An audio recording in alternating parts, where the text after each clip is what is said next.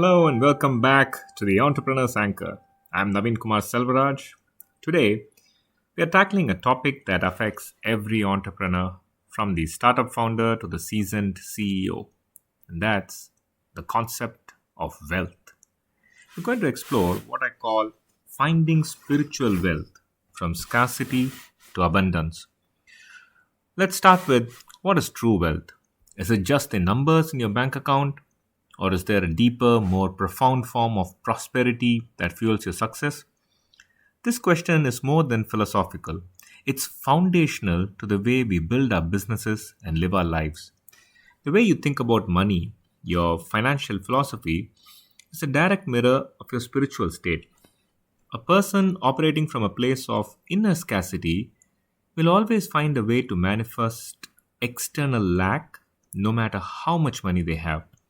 Now, conversely, a person who feels an inner sense of abundance will attract opportunity and prosperity with a quiet confidence that transcends the daily ups and downs of the market. Yep. Now, this episode is about making that profound shift from a mindset of not enough to one of more than enough.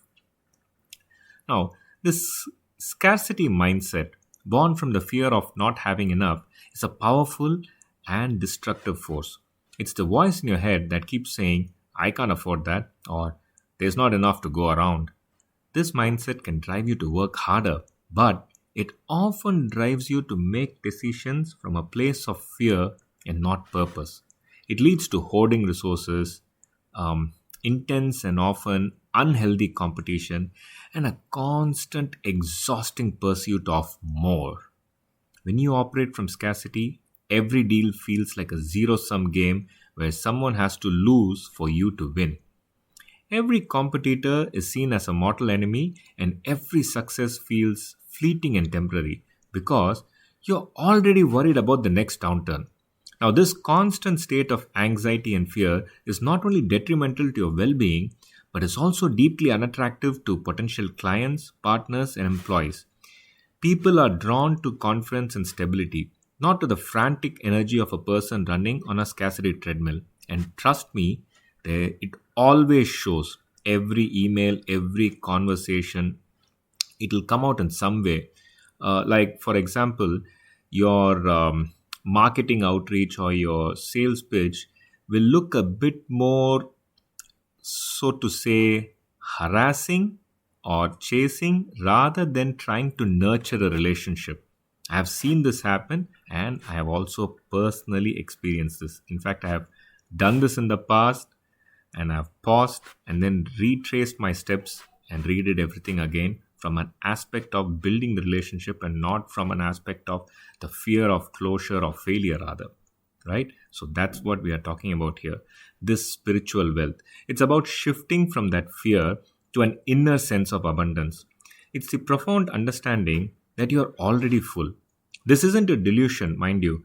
It's an acknowledgement of the infinite creative potential within you and the universe. Yeah. This mindset isn't a future goal, it's a present state of being, right? When you operate from a place of gratitude for the resources you have, the team you have built, the opportunities that have come your way, you stop chasing and you start attracting. You become a magnet for prosperity because your energy is aligned with it. Now, instead of trying to fill an empty void within, you are radiating from a place of fullness. This reminds me of a very powerful story I heard recently about this man who was observing an ant and a spider. He would get an ant on a piece of paper and simply draw a circle around it with a pen. The ant would run to the edge of the circle, believe it was trapped, and would never cross that line. It would stay contained within that imaginary wall. He did the same with the spider, and it too was trapped by the line. But then he drew the circle so close to the spider that it accidentally stepped over the line. And from that moment, the spider could never be trapped by the pen circle again. It realized the barrier was just a figment of its imagination, and it was just, it would just run right off the page. Now, this is a perfect metaphor for the scarcity mindset. Our fear of not enough is the pen circle we have drawn around ourselves. Yeah. We believe we are trapped by our circumstances, by the economy, by the competition, or worse, by our past failures.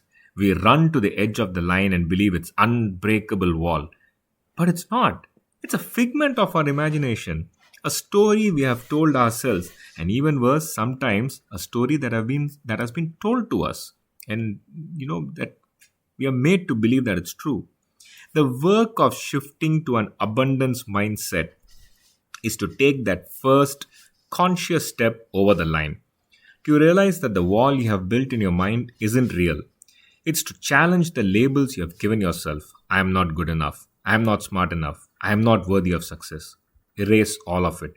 When you step over that line, you realize that your potential is boundless. Your financial philosophy is a direct result of this inner state. Yes, my friends, when you approach your business from a position of spiritual wealth, you make different decisions. You're more willing to take calculated risks because you know that even if a venture fails, you have the inner resources. Which is more important? The creativity, the resilience, the network, all of this to rebuild, to restart. Yeah, you're more generous with your time, your knowledge, and your resources because you know that giving doesn't diminish you, it expands you. This is the paradoxical nature of abundance. The more you give, the more you will have to give. Let me share another quick story. I once knew an entrepreneur who had built a very successful high revenue company, but he was perpetually stressed and anxious. He had all the trappings of success: the big house, the luxury car, the healthy bank account, all of it. But he just couldn't enjoy any of it. He was always worried about the next competitor, the next market shift, the next recession.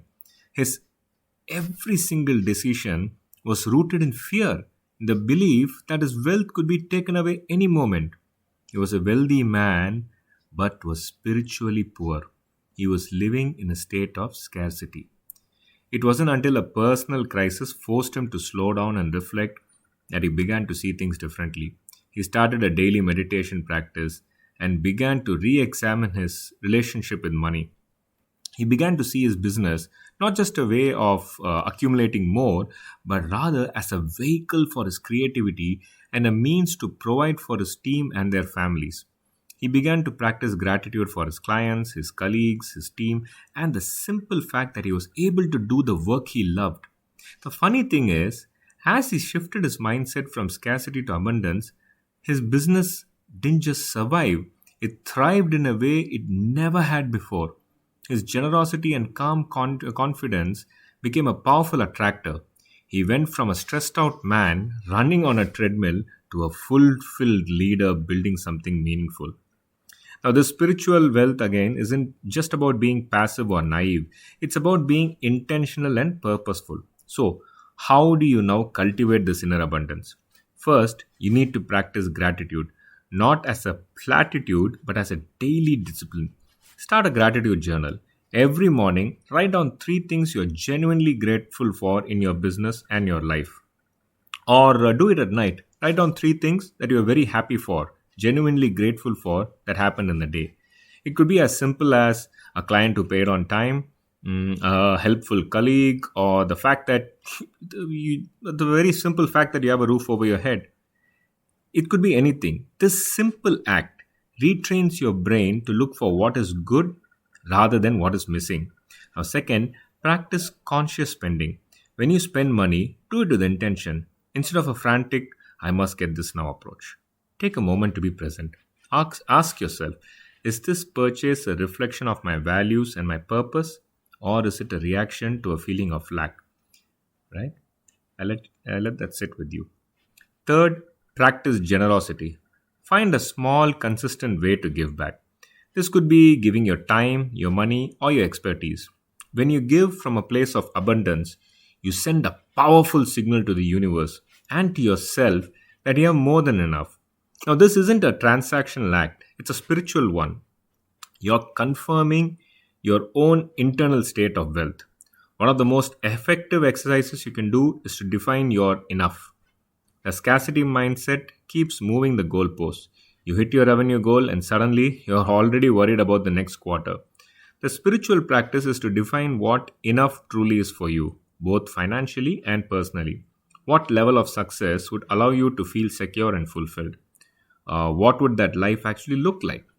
When you have a clear picture of enough, you can stop the endless chase and begin to build a business that serves your life rather than the other way around. This isn't about setting a limit on your potential, it's about defining what true prosperity means to you so you can pursue it with purpose and, more importantly, not fear. Great. Thank you so much for joining me today. Remember, your greatest wealth is not your bank account, but your mindset.